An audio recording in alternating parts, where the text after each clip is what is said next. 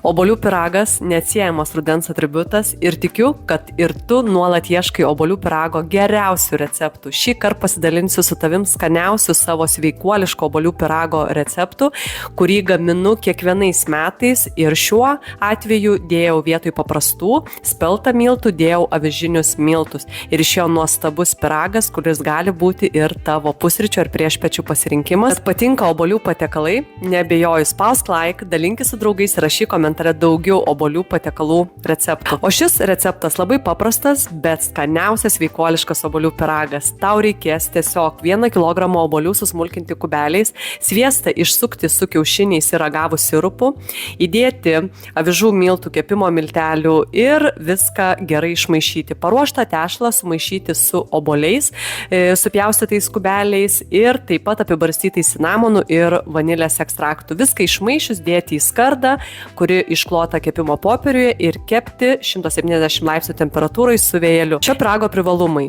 Turi daug skaidulinių medžiagų iš avižinių miltų, iš obuolių, nenaudojami įprastiniai baltieji miltai, o jie pakeisti avižų miltais.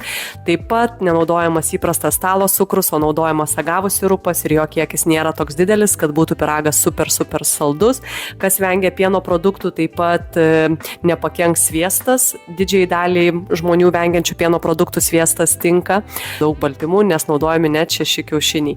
Kviečiu išbandyti šį receptą, o jeigu norite daugiau mano receptų, įsigykite nuostabius sveiko maisto gaminimo kursus, kuriuose mokau iš tam tikrų ingredientų kombinacijų pasigaminti greitai, skaniai ir sveikai savo pusryčius, pietus, vakarienės, užkandžius ir desertus. Neabejoju, tie kursai nepaliks tavęs abejingo ir pakeis tavo gyvenimą.